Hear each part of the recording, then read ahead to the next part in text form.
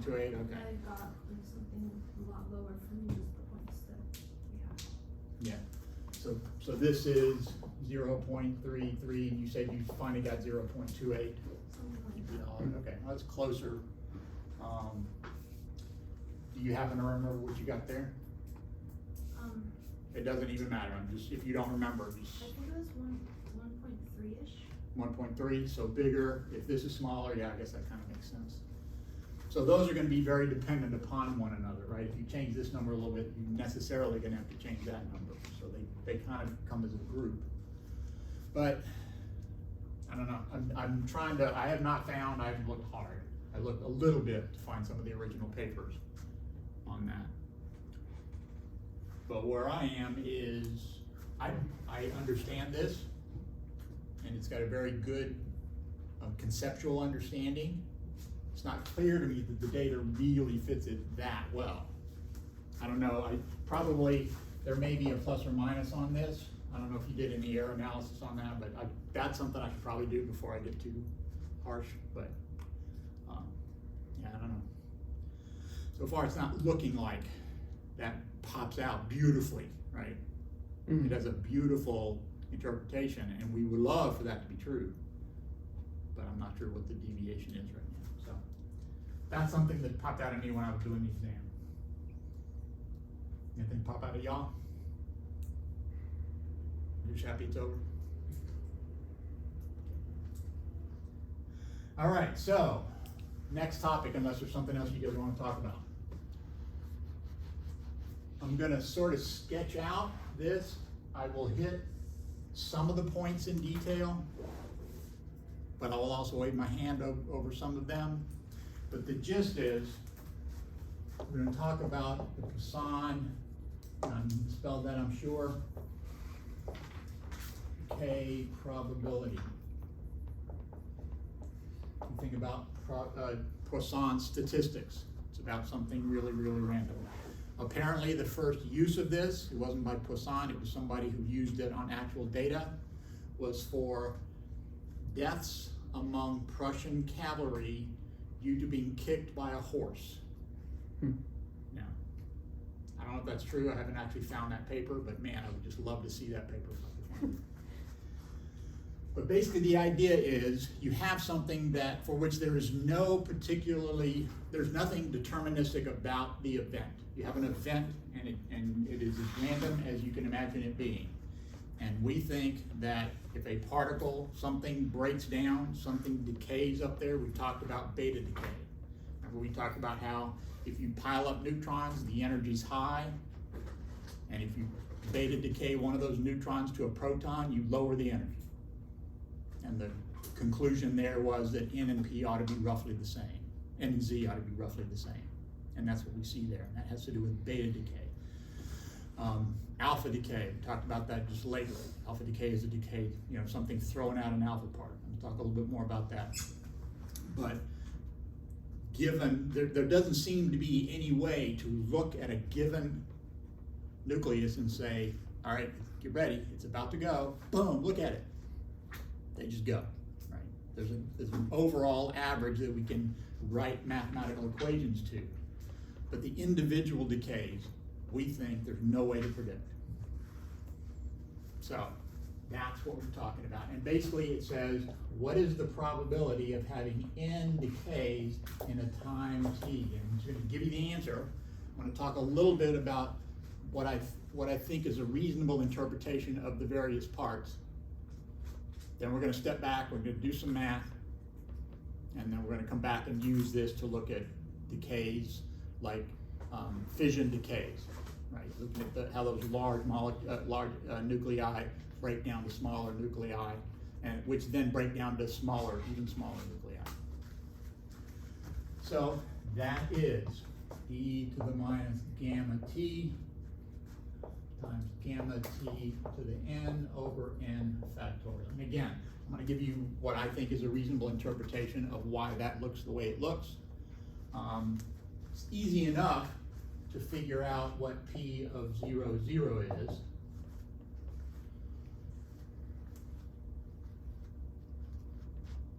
I mean, easy is a relative term, but compared to a lot of the things I will ask you to do, this is not as bad. Anybody want to do it? Line. Mm-hmm.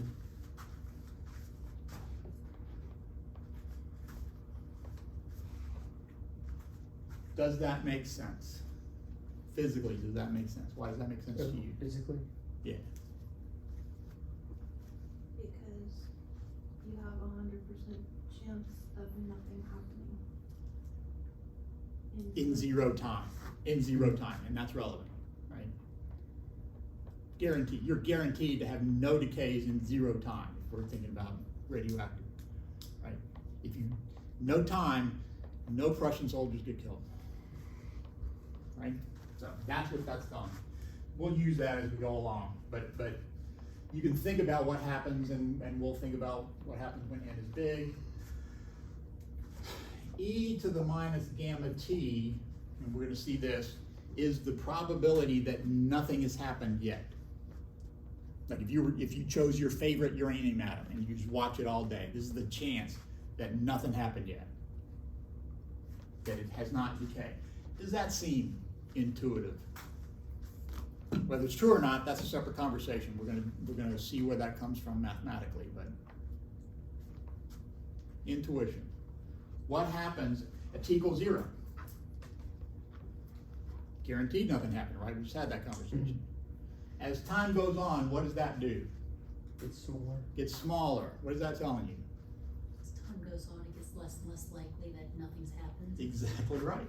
The more likely, as you go along, eventually it's gonna happen. Is it guaranteed to ever happen?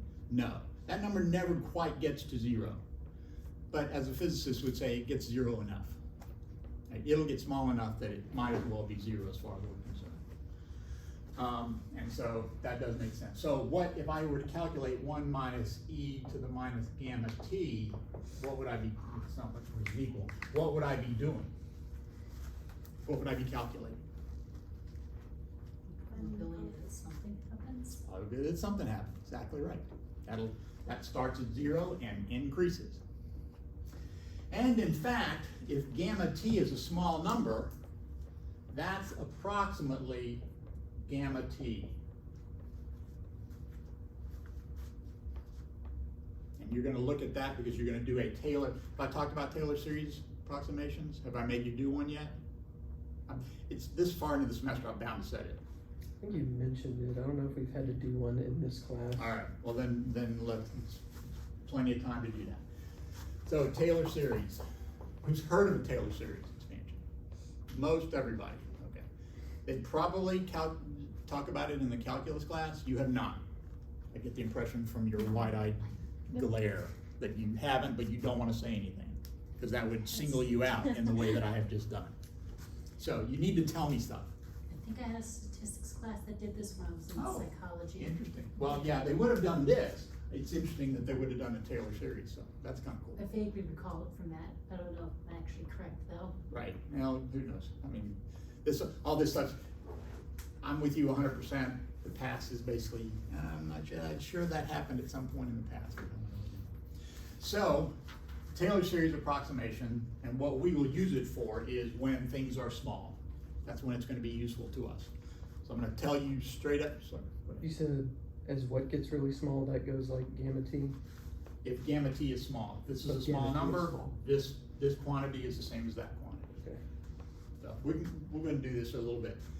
Generally speaking, any function x can be written as a function evaluated at its argument equal to 0 plus the first derivative of that function evaluated at 0 divided by 1 factorial times x plus the second derivative of that function evaluated at 0 x squared plus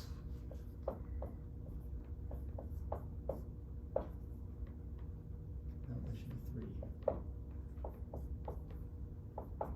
And you can kind of see where we're headed.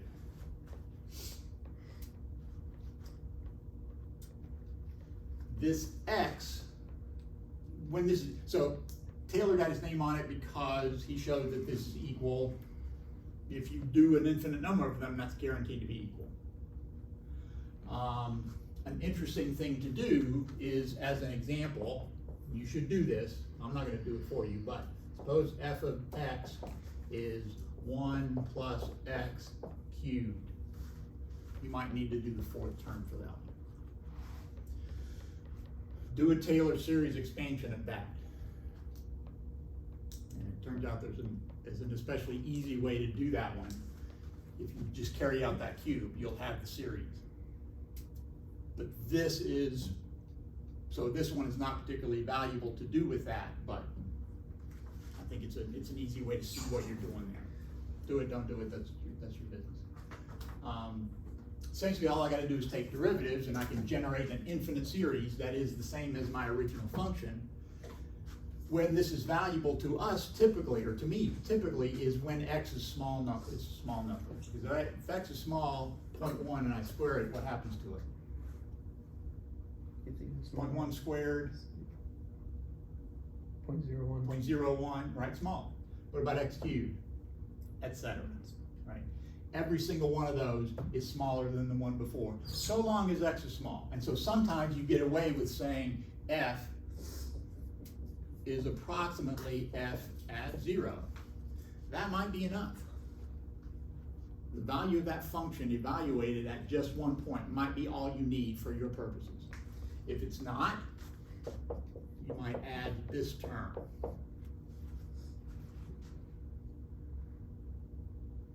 Hopefully that's enough. If that's not enough, then you would do this. If that's not enough, Dr. Parkinson says, don't do any more. Never go to third order. Third order would be this, right? 0th order, first order, second order, third order. Never go to third order. And he's got a point. If this term is not small enough yet, the odds of any of them being small enough have gone drastically down. If you can't cut it off before this, it probably makes no sense to cut it off ever. So do something else, right? This is not a good avenue in that regard. So let's do it for that one. We've got, let's just do e to the x. We'll do it that one, do that one in steps. So what is my first term for e to the x? 0, so 1. E to the 0 would be 1, so that's my first term.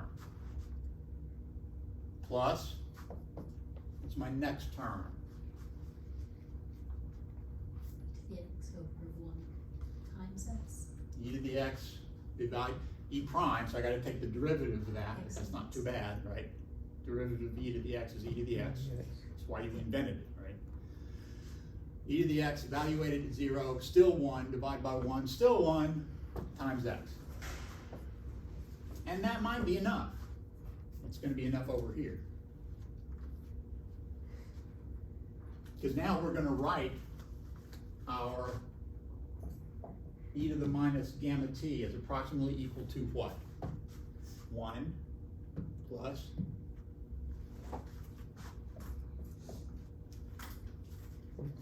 t. Not t, Plus gamma t, not gamma t, Negative gamma t. minus gamma t. And so with that approximation for e to the minus gamma t, when gamma t is small, I get that. So that's where that comes from. If you like pictures, this is my e to the x, this is x, e to the x starts at 1, like this one does. This one is linear with slope positive 1. This one starts off at 1, is linear with a slope minus gamma. So 1 minus that is just that negative slope. 1 minus gamma t is approximately linear. Subtract off the 1, we're down here. I get this minus gamma t. 1 minus a minus gamma t gives me a plus. So this term looks linear. So that's where that comes from. And that was really the goal of all of this. Might need any of this?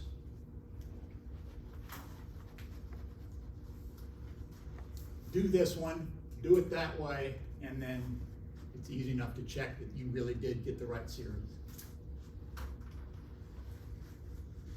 So remember what that was. For a short period of time, if I don't look very long, that's the probability that something goes. If they're not connected, and the probability of one going and another one going, what would the probability of that be? I didn't say that very well. Let's say that we're flipping a coin. What's the probability of getting a head? 1/2. I don't really know what you said, but I think you just said 1/2. Hopefully you said 1/2. What's the probability of getting 2 heads?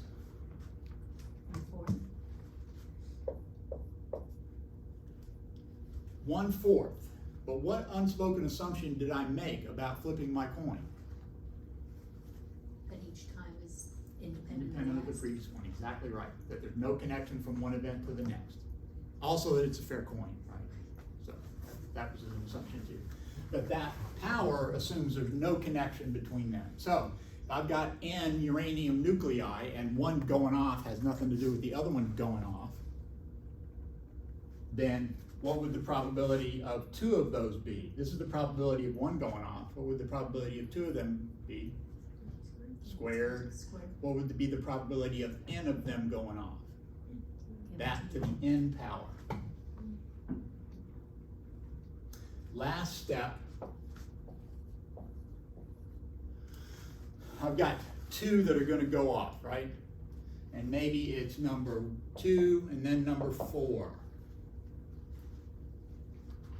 But to me, that would look the same as if number 4 went and then number 2. That's what that N factorial is doing. It's reducing that over count. I can't tell the difference between which of these went and when. They're indistinguishable particles, they're identical, and quantum mechanically that makes them indistinguishable. So you wind up with N factorials to avoid overcounting stuff. Again, this is very vague and very hand-wavy and would not stand up to really, really close scrutiny. So how do we get there for real?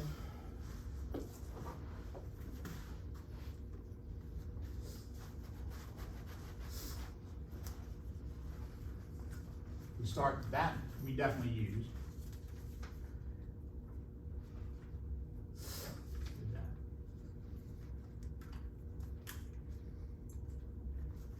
So we wait for a time interval delta t. And we're interested in the number of k's in delta t. The probability is the same no matter what, no matter which time interval I look at. It's independent of time. So that means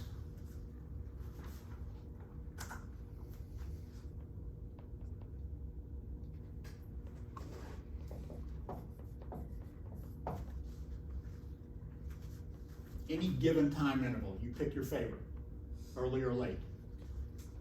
We make up this gamma, and we're going to make that delta t be a dt pretty soon, and borrow the calculus that they taught us. So then we talk about the probability of no decay, probability of 0 decays in time t.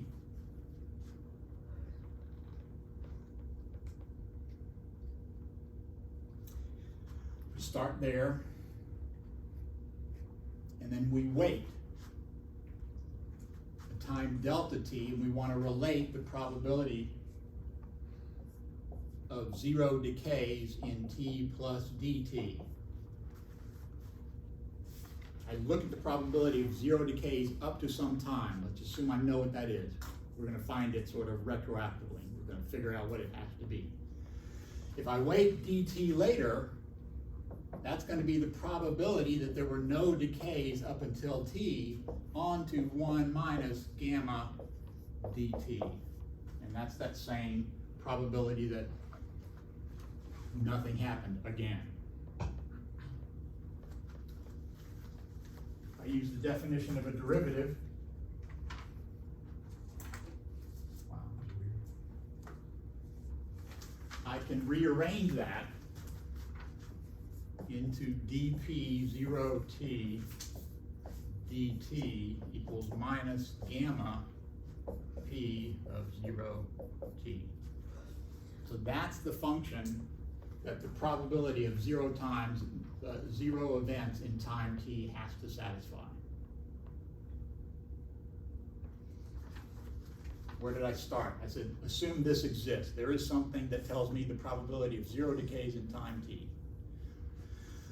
If I wait another short period of time, I'm assuming that the probability that nothing happens is gamma dt, and so the probability that, the probability that something happens is gamma dt, so the probability that nothing happens is 1 minus gamma dt.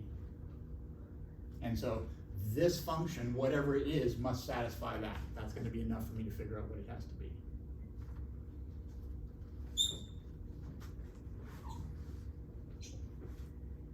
So if it's clear to you how to go from here to here, then it'll be easy enough for you to do. If it's not clear to you how to go from here to here, that's something you need to know how to do. So do it. This can be integrated. How would we integrate that? Would I integrate the left side and the right side? Gotta multiply both sides by dt. I'm gonna have to separate the variables, right? I've got a dp over here and a p over here, and I got a dt under there. I gotta separate those variables. So go through that procedure. And what you should wind up with is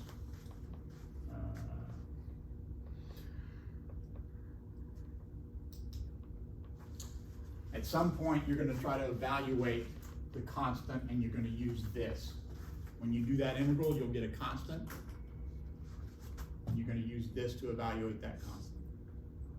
When you get done, you find out that the probability of 0 decays in time t equals e to the minus gamma t. We're on our way. We're going to separate this part out. There's a step where we say, okay, let's split this off, and where we're trying to figure out what this is. While we're trying to figure out what this is, we're going to split off that part. That trips people up a little bit, and it is a little bit of a subtle point.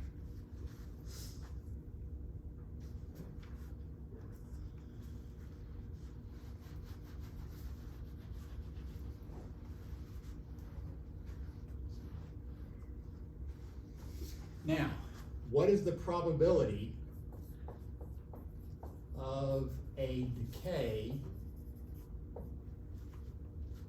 between t and t plus dt? So between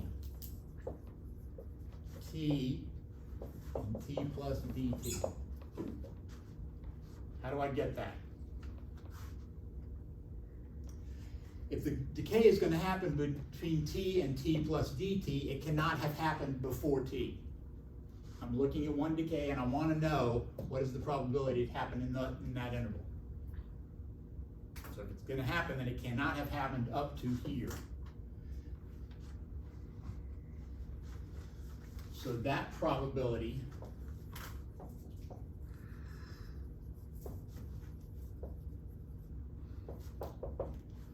has probability e to the minus gamma t. But in that short period of time, the probability that it will decay in t to dt plus dt, we've already talked about that. That's that same gamma dt.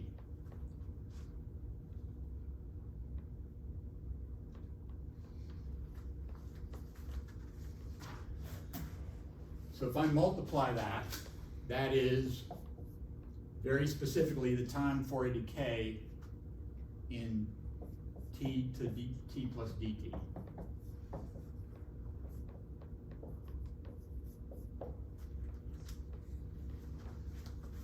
What's the probability that this thing that's going to decay must happen ever? What ought that to be true?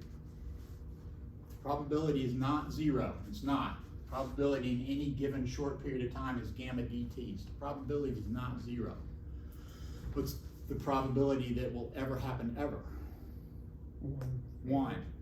So when I integrate this, I ought to get 1, or I need to worry that it's not quote unquote normalized. Doesn't have magnitude 1 when I integrate it. So go ahead and do that. And you find out that, yep, it is properly normalized.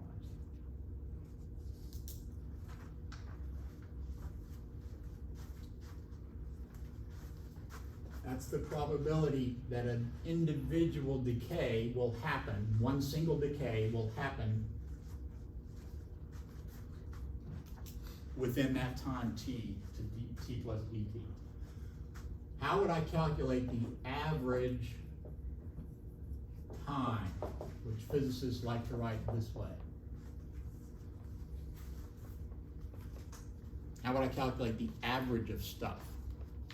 How to calculate your course average? Add them together and divide by number of entries. Only if your professor is really, really nice and they make everything you do count the same. How many of them do that? Okay, none. You. For him, 0. Well, I'm not sure, probably not in this class. Yeah. I have done it in other classes. I have ever done it, but not in this one, right? Your proposal, that's what, 5%? You got another thing for 10%, probably some 15s in there. I wrote it down so I wouldn't have to remember. But the point is, now you can't do that, right? You can't just add them up and divide by them. So what do you got to do?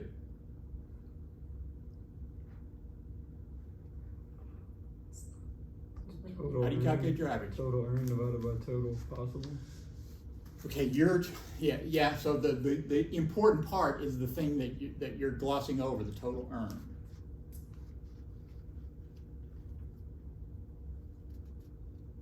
That's the sum of the values times the probability. Yeah, you got to take each individual thing times the probability. Like if I gave you 100% on your proposal, that doesn't mean you have 100 points toward your average, right? What do you have? 100 times 5%. If I gave you a 72 times 5%. Everybody see the idea? The thing that matters times the probability that thing will happen. So if I want to talk about the average of that time, what I need to do is I need to average all the times, right? Every single time that's possible, 0 to infinity.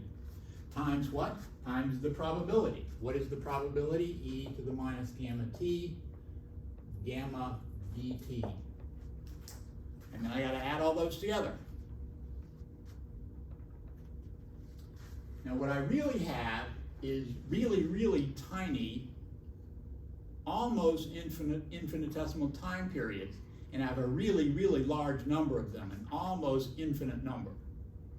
But it turns out it's easier to just call them infinitesimal and infinitely many. Don't lose track of the fact that we have an almost infinite number of almost infinitesimal quantities. But those are close enough to infinitely many.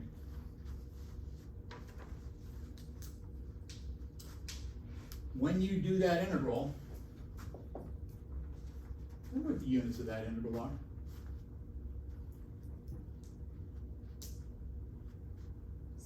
Just times squared. Times squared. So she says that there's a t and a dt and they're squared. What'd you miss? Divide by t Where? from the e to the minus. Not to the e. That's an exponential. E to a number can't have units. But here's a hint. That also can't have units. Can't have units inside an exponential. Can't have units inside a cosine, inside a sine. If you're allowed units in there, if you could have meters inside a cosine, what happens if you convert the meters to feet? If I put seconds here, what happens if I convert the units to hours? I get a different number. So these functions can't have units in their argument.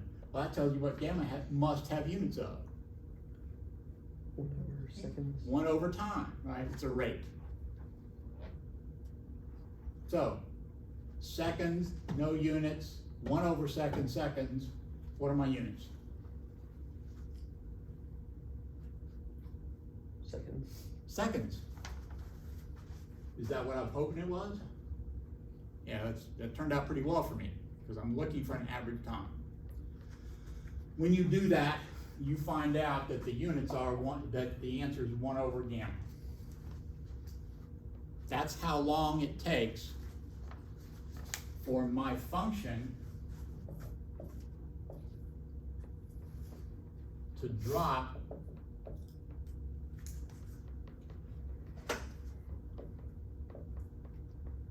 to, this is time, that's time 1 over gamma, that's 1 over e. That function exponential has dropped to 1 over e of its initial value. And every 1 over gamma seconds, it drops another 1 over e. So that's an interesting factor about exponential functions. Here's what I want you to do.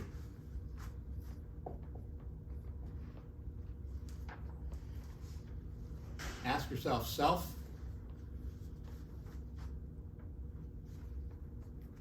when there's a probability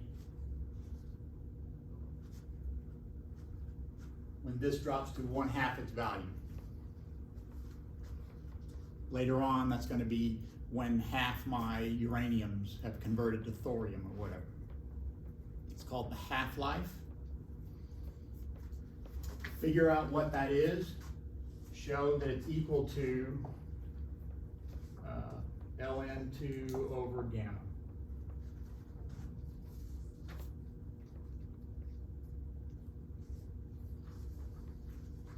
We're close.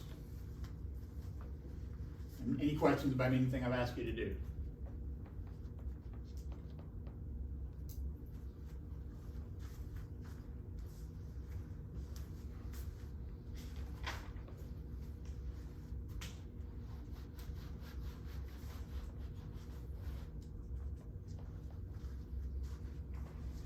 So, question, what is the probability of n plus 1 decays in time t? So far we've been talking a lot about 0. Spent a little time talking about just 1. But now I want to know if there are n plus 1 up to that time.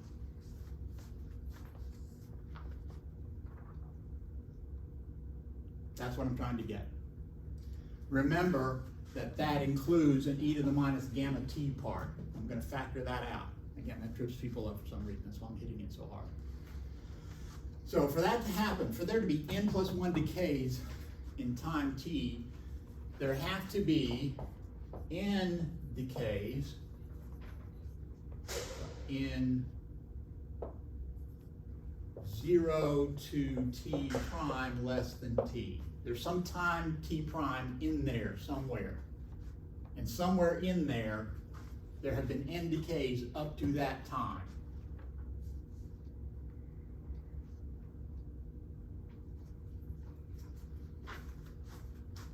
There needs to be another decay in t prime plus dt prime. Somewhere between here and here, there's going to be a short time interval where it goes. That next one goes.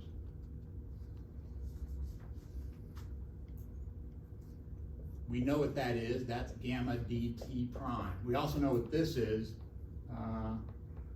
That's probability n t prime. I mean, we don't know what it is. We know how we're writing it. We're writing it this way. This short period of time, we know that that's the decay, the probability of that short time period decay. There have to be no more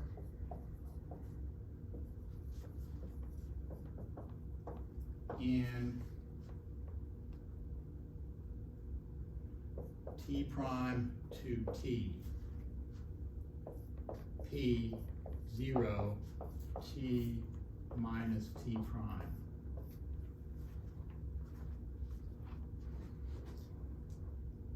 Zero decays in that time interval. 1 decay in this short interval. N decays up to that time. Would you wanna include the dt prime in that? Here. Not in here. This is the probability that there are 0 decays in that interval. And we haven't written, well, we kinda know what that looks like. We've written the probability of 0 decays.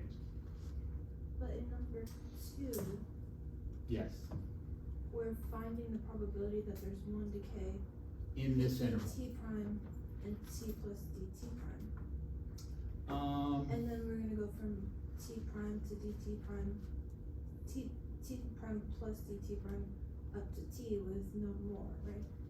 Yeah. So n up to t prime. One more somewhere in between in a short interval. And then no more after that. And I've chosen my t prime to be infinitesimally before this last decay. Maybe that helps, I don't know. So you're saying, Where are you wanting another dt prime? So I'm just looking at a timeline. So we're going from 0 to t prime. Yeah, let me draw it. Maybe that helps. Help me figure out. 0, t prime, To t prime plus dt prime. and then to t prime plus dt prime. That's when my extra one happens. And then we're going from there And then we're going from to here to here with 0. And this function tells me that probability. But that's P is the probability of n decays in some time interval. But that's this- starting the clock again At t t prime prime. plus dt prime. Okay, yeah, you wanna put a dt prime in there? Okay, that's gonna get multiplied by another dt prime, and so I guess I threw it away without thinking about it. I think that's worth thinking about, and I will do that, and I would like you to as well. But I think if I include the dt prime here, now I get your point. That we're starting the clock from t prime plus dt prime. So it should be t minus dt prime minus dt prime. And that being infinitesimal compared to these, I think I've thrown that away. In fact, I didn't even think about it, so I think it's worth thinking about whether I'm justified in getting rid of that.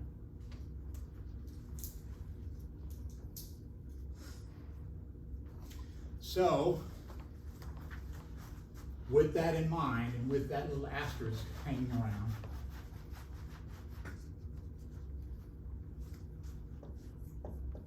the change in probability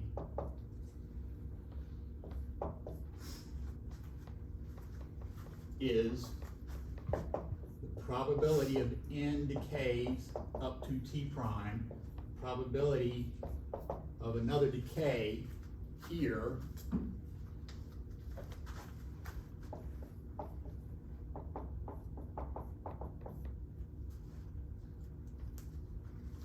and the reason I call that D is because t prime can be anything. It can be anything from over here to over here. I mean, it can't be arbitrarily close to that, but a lot of stuff could happen early on, and then nothing for a long time, and then the last one here, I mean, it's not likely, but the probabilities of that are buried in that equation on the right side. So if I want to include all those, if I want to allow for every possibility, I have to integrate that.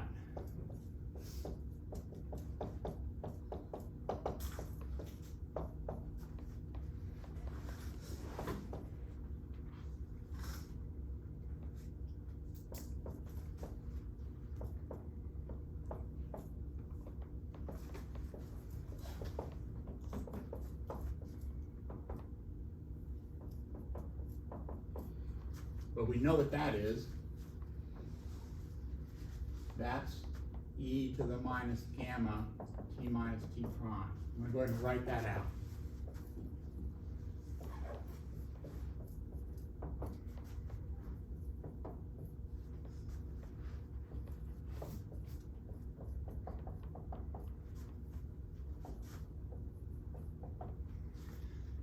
So essentially what we've done, I'll give you a second.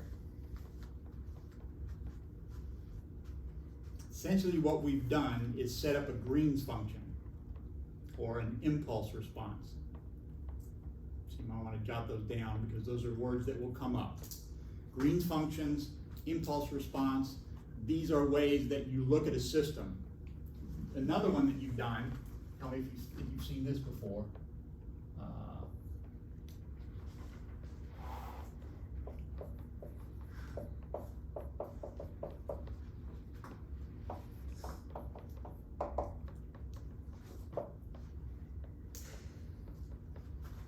K in there. Anybody guess what I'm talking about? You've done this, you may not have seen it written that way.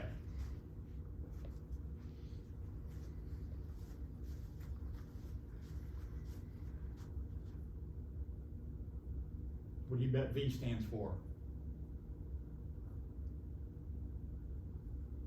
Potential. It is in fact an electric potential, volts. So you probably saw that in your 222 year. You probably saw it in 301 when we were doing that. So this is lambda dx prime. That was the dq. You had a little stick of charge, and you were integrating over that stick of charge. And that is x minus x prime. That's how far that stick of charge, that little bit of charge is from the place you're calculating the voltage. And what you're doing is you're pretending that every single piece of that stick, you broke that up into little pieces, lambda dx prime, that's a charge, that's a point charge. Well, you know the voltage of a point charge, it's kq over r. And then you add them all up. That's a Green's function. That's an impulse response. What's an impulse?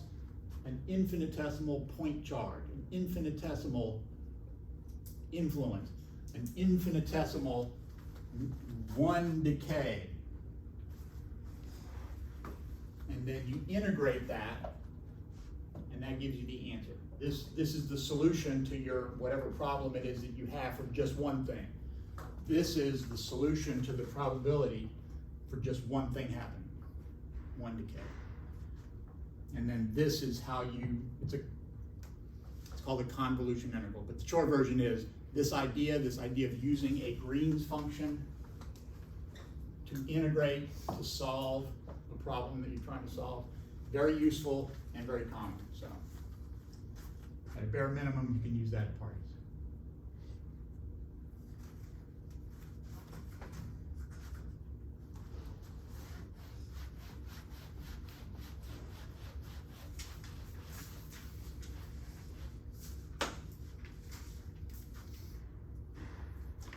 So, define.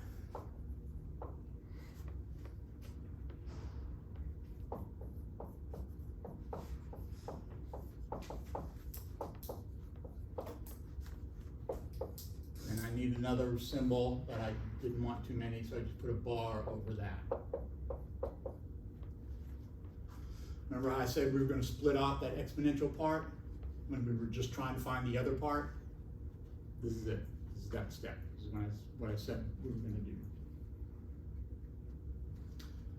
If I do that, go back here, I can show that I now have P bar at n plus 1 t is, where you at? Gamma times the integral P bar at n t dt.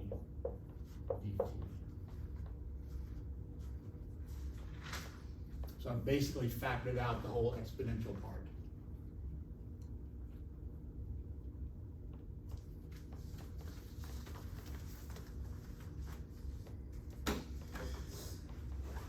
Remember what I'm really looking for. I'm really looking for gamma t to the n over n factorial. I know the answer, right?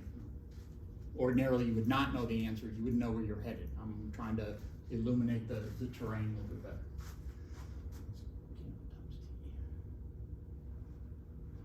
So that's based on an integer. You've done any mathematical proofs about integers. They do that in calculus or any of your math classes. They make you prove something that had to do with integers.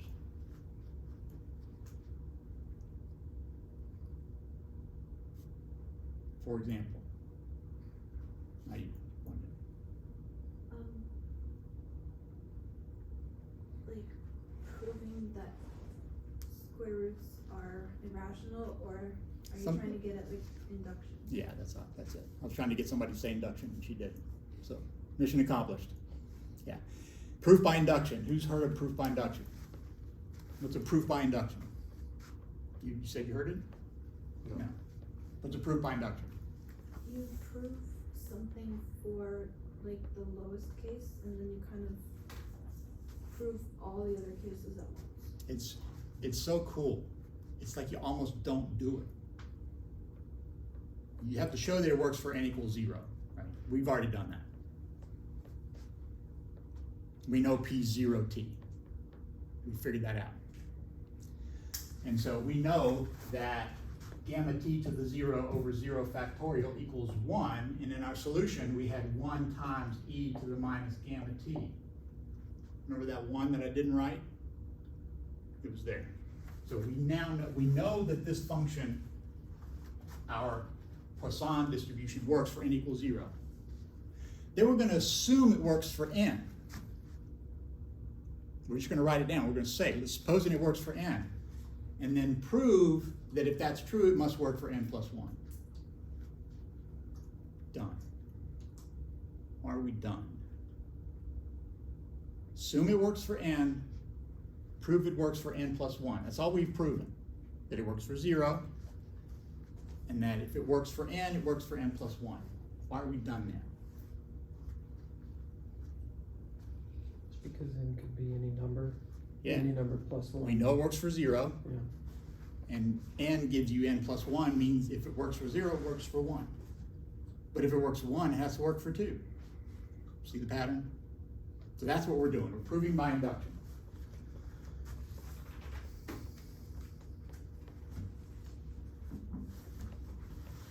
I'll give you a step, and I want you guys to finish it out.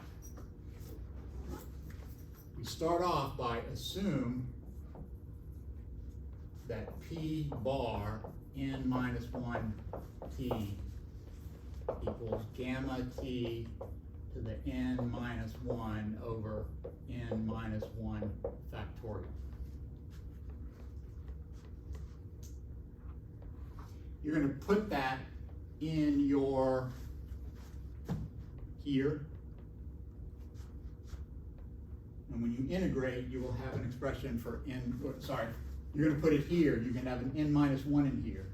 When you get done, you'll have an n over there. You're going to use that integral. You're going to use this integral. And you will then show that P of n and t equals gamma t to the n over n factorial. Starting here, putting n minus 1 in here, and I'll erase the p bar, without the exponential. Remember, it didn't have the exponential. And we're done. At that point, you've proven that we have the Poisson distribution.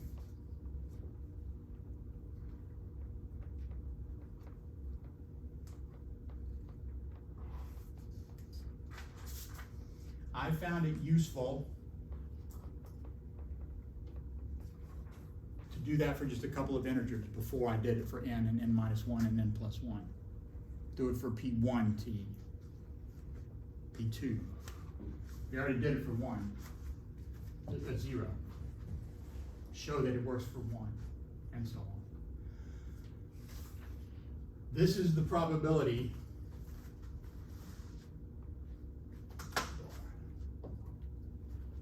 forgot that bar on top of that, sorry about that. That's not P yet. P without the bar has that exponential in front of it, because we split that off before.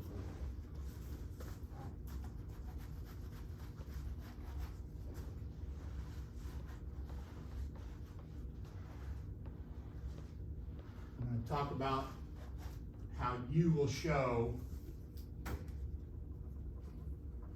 I'll go ahead and do it. I'm going to do a couple of examples with this, with the full distribution, and then give you a couple of tasks to do. So first off, is this normalized? P of n and t.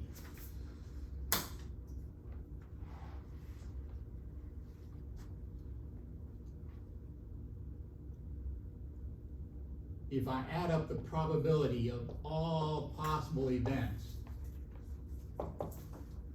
what do I get? There should be something ought to happen. Whether it's nothing happens, or 5 things happen, or a bazillion go. They each have individual probabilities. If I add them all, consider every possibility. All the way from nothing goes to an infinite number. Now, obviously there's not an infinite number of uranium atoms, right? There might be only 10 to the 24th. Is that infinity? It's pretty close, right? I mean, as counting numbers go, 10 to the 24th is pretty big. So yeah, I would say replacing this with n sub a doesn't really change what's going to happen here. So I've got an e to the minus gamma t. I've got a gamma t to the n over n factorial. Can I take this e to the minus gamma t outside the sum? Can I factor it outside the sum? Why? Why can I do that?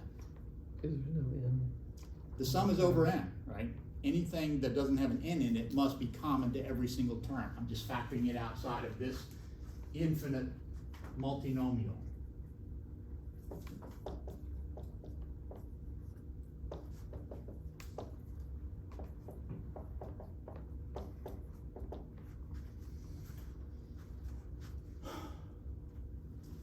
Tell me how to write down the first few of those terms. What's the first one? N equals 0, Yep. Tell me what to write down. anything raised to 0 is 1 roots over 0, so 1 over 0 factorial. What's 0 factorial? 1. Yeah, we made it 1, just so we wouldn't be dividing by 0 here. 0 factorial is 1. Plus, what's my next term? Gamma t. That look familiar? Have you seen a gamma t before?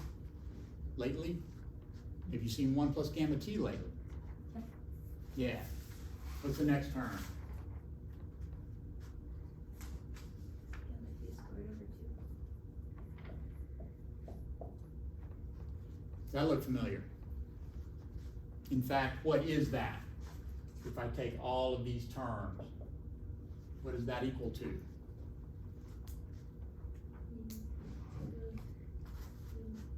Yeah, e to the plus gamma t. Remember we had minuses, right, in the one we did before? But this is the pluses, right? Plus gamma t. Gamma t squared over 2, gamma t cubed over 3 factorial, etc. This is, in fact, equal, if I sum n 0 to infinity, equal to e to the gamma t. So what happens when I multiply e to the plus gamma t times e to the minus gamma t? Get 1. You get 1. So in fact, the probability of some number of them going is they're guaranteed to go.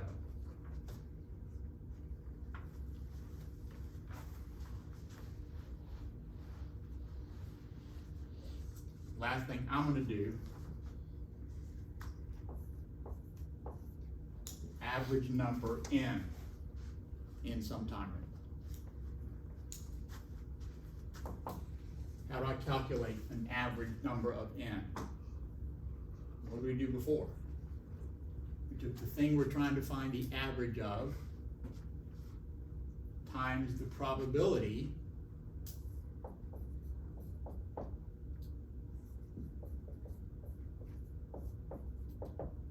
and then what we do? Each event, every possible n, times the probability of getting that n, and then what do we do? Add them all up. Add them all up. What's my first term?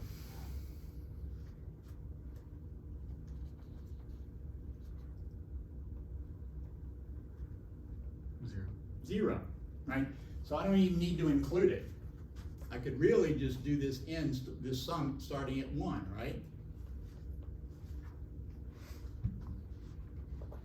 And if I wanted to,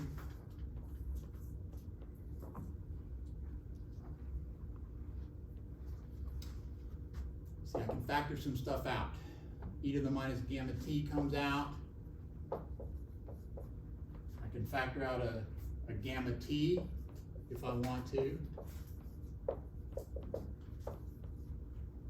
And what do I have? N times gamma t to the n minus 1 over n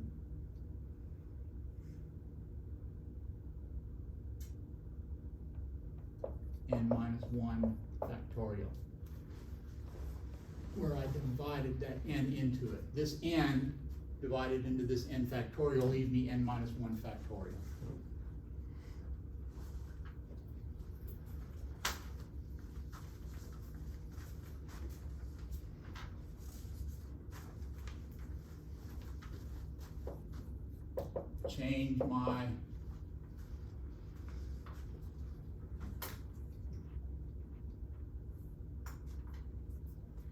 Change this n minus 1 to an m. I now have e to the minus gamma t times gamma t, sum m equals 0 to infinity, gamma t to the m over m factorial. And what is this? What was it a minute ago?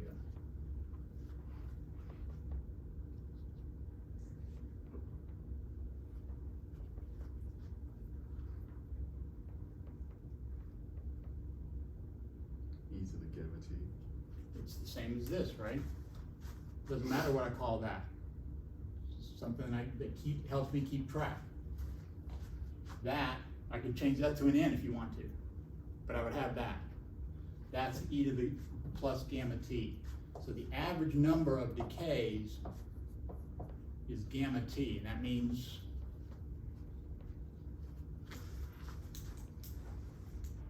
if gamma is 1/10 of a second, then in 10 seconds the mean n is 1, and in 20 seconds it's 2, etc.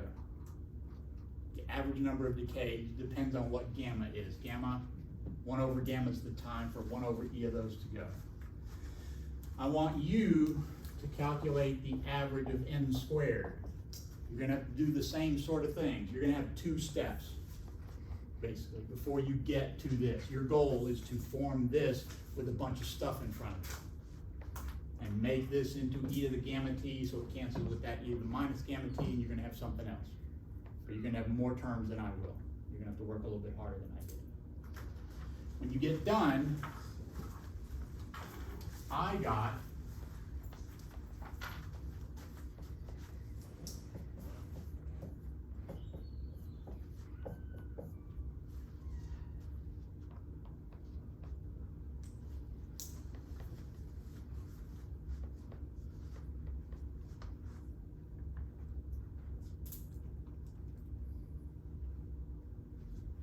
so I'm going to use that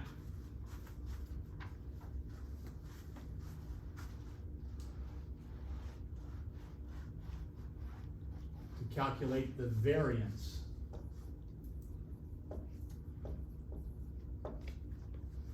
Variance is essentially how spread out your distribution is. Is it a wide distribution? Is it very narrow?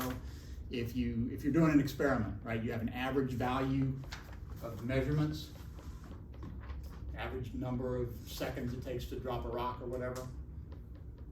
The variance is basically your experimental error. How spread out are the times that you measure? Same idea. By definition, it's the average of n minus n average squared. Take n, subtract off the average value, square that, average that. I'm going to show you a trick that uses what we've done here. I'm gonna average this. Well, that's n squared minus 2n average plus n average squared. We know what n average is, right? It's gamma t. So we're gonna put that in later. But notice it's fixed. It doesn't depend on n. I don't have to average it. It would be common to every term. I can factor it out. I can also, if I had n plus 2 times the probability, I could factor that into n times the probability minus 2 times the probability. Does that make sense? That's too much. Not too much. If I had a difference here, or a sum, that I was finding the average of, I could either do that difference times the probability of each one, or I could just distribute it, n times the probability minus 2 times the probability. And I have 2 infinite sums that I could do. That's what I'm gonna do here. Each of my infinite sums, I can break down into a single infinite sum.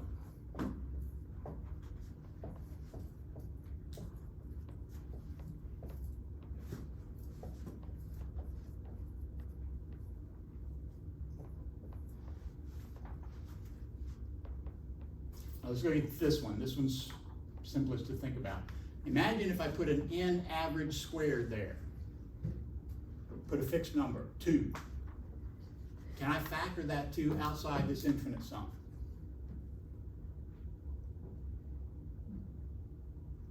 It doesn't depend on n. Right? N average depends on gamma and t, right? It doesn't depend on n anymore. If I had a gamma t there, could I take it outside this sum over n? Yes. It's like taking an x outside an integral over time, or 2 outside an integral over x. Something that doesn't depend on the variable, something that doesn't depend on the thing you're summing over. So what I have here is the average, the expected value of a constant value. It'll be that number. If you want to think of it this way, I can factor it out. I now have the average of 1. What's the average of 1? 1. Yeah. So this becomes not the average value of n average squared, but just n average squared. Here, I have a 2 that I can take out. I have an n average that I can take out. And so I have minus twice n average onto the average of n. And that's just average of n squared. I'm going to keep that, but I'm going to erase all this up here.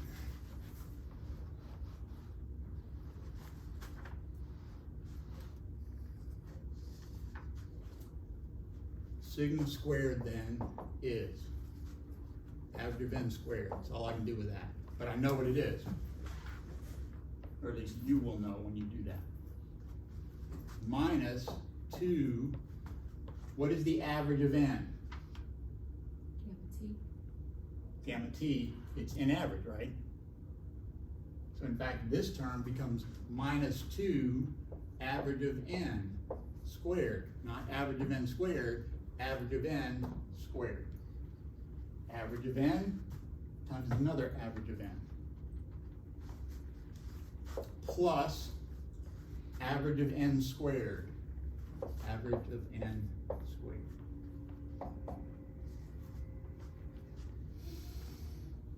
Now I can put these in. This is gamma t squared plus gamma t minus twice gamma t plus gamma t squared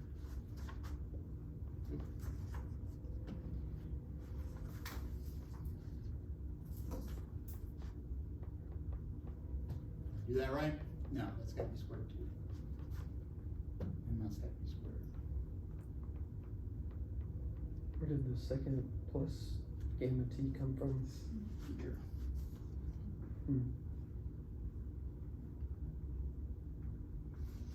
So what happens at all those? I got, what am I left with?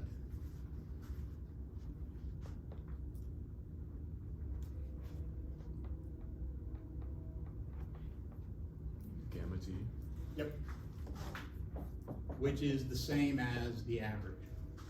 So that's one of the things people will define the Poisson distribution as one a probability distribution function whose variance is the same as its average. So as time goes on, both of those get big.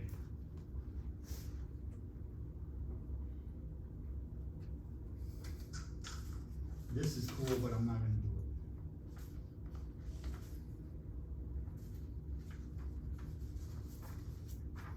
it. You can start with with that distribution. Consider that you have a really, really large number of decays, and the expression you get can be used to generate Stirling's approximation, which if you've taken thermo, you probably saw that, because you have to. And if you haven't taken thermo yet, then don't worry about it. Who's had thermo yet? Did they use Stirling's approximation? You gotta do a lot of n factorials of, The name, yeah. yeah, you have like Avogadro's number, and then you take Avogadro's number factorial, which, I mean, you can try it on your calculator, but it's not gonna work. So, exactly, right. That first few n factorials times n factorial minus one, it's like, that's the same.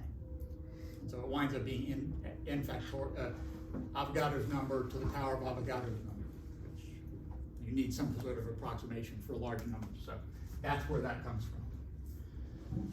We're finally ready to look at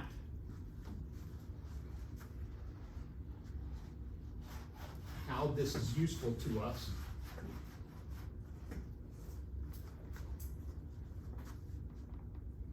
I start with a change in probability for a decay as e to the minus gamma t, gamma dt. That's one of the things we wrote before. I multiply both sides by the number I start with, both sides, and I have the change in number of atoms, number of nuclei. How do they change? That's equal to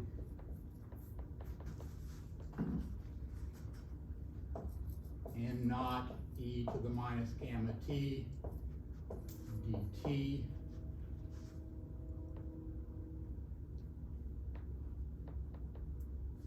That's the number of decays, but if I write that as the change in the number of nuclei that I start with. That's the number of decays. Probability of a decay, number of atoms, number of decays that happen, that's the change in the number of uranium nuclei. However they decide to change. This, I call n of t, as we're gonna see. So dn from Poisson statistics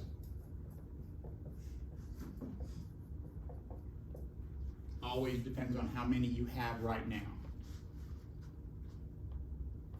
One of the things that this sort of tells you is that it doesn't matter when you start. We don't have to know when the universe began. We don't have to know when the star before us blew up and made the uranium. We can start our clock anytime we want, and an exponential is the only thing that looks the same. 1 over t cubed doesn't look the same. You started at a different place, it gives you a different behavior. It goes down, 1 over t cubed gets smaller, but time gets large. But the behavior, the fraction that are left, depends on when you start. It doesn't go by the same 1 over e every interval of time. It doesn't change by the same fraction. Only a power law, only an exponential does that. Say again? Is it a zero? Yeah, that should be a 0. If that were all legible, it'd be a 0. Thank you. So that's equation 16.2. So it's a long way to go, and I could simply have written that down and you would have nodded your head and I could have moved on. But in fact, this doesn't look like an equal probability decay at any given instant. We started with that and we developed the Poisson distribution, and this comes out of the Poisson distribution. So to use this as an example,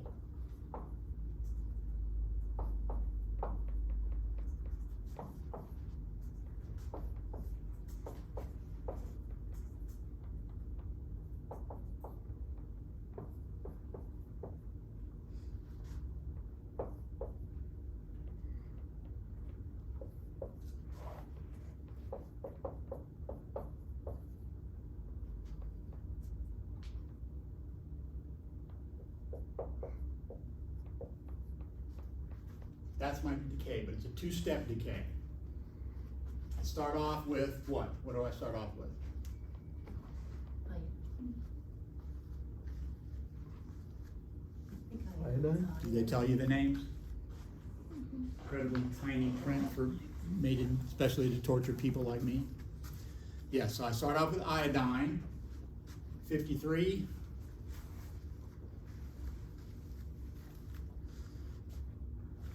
$133. When I start with iodine 133, what does that tell you? Look at that number, look at the numbers in the iodine box. There's not a lot to go on, right? So I want you to look at that and tell me what that implies about iodine 133. Got 6 extra neutrons. Okay, that's one thing, right? That's a different isotope than what's apparently up there. What apparently is the isotope they show you? It's a trick question. Yes and no. They don't show you one in particular, or the other way to think about it is they tell you all of them. How are they telling you all of the different isotopes? That 126.9 is an average of all the isotopes. The fact that that number is 126.9 and that number is 133, what does that suggest to you? This is heavier than average. It's far from the average, right? It's pretty far away from the average. So it doesn't last very long. How long does it last? 21 hours. So it decays. How does it decay? Beta. What kind of a decay is that? Beta decay. It is beta decay. How did you decide that? It didn't lose atomic mass. Yeah. A did not change. What did change? Number of protons. Number of protons. What did I not draw? You didn't draw. Number of neutrons. What would have happened to neutrons? It'd be dropping. Yeah, you're going down.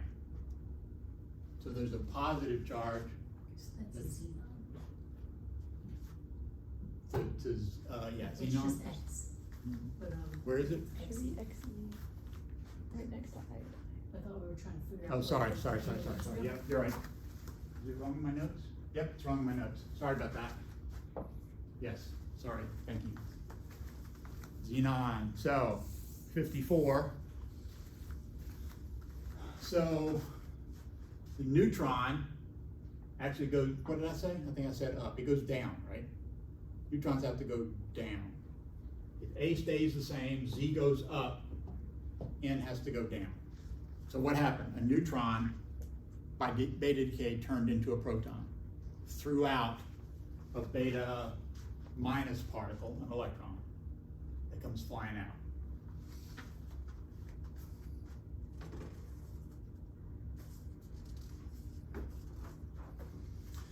So, if I just call this a 1 going to 2 going to 3 with a rate equation for that, a rate for that, and a rate for that. So just call that gamma 1, that gamma 2.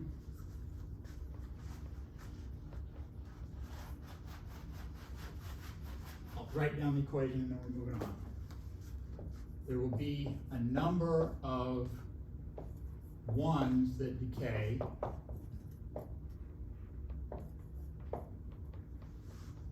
There will be 3s that decay.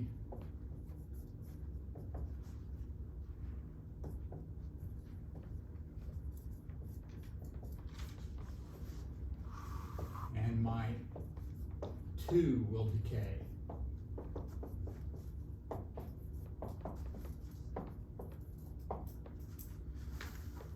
So what have I drawn? Number 1 decays to 2. And how it decays depends on how many I start with. This is what I wrote a few minutes ago. This is using the same idea, except now I'm thinking, okay, I've got a certain number of 2 particles. They increase when 1 decreases. 1s turn into 2s. Iodine turns into xenon.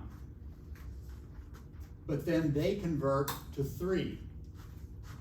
So xenon goes up whenever iodine decays and down whenever it decays to cesium. And cesium increases whenever, that's a 2, whenever xenon decays. So generally, number 1, number 2, number 3 with the associated rates. We'll talk about how to solve that. It's Next one. 525 days, right? Say again? It's 525? 5.25 days, yes, that's a D for days, yep. That's basically related to the gamma 2. It's not gamma, but it's 1/2.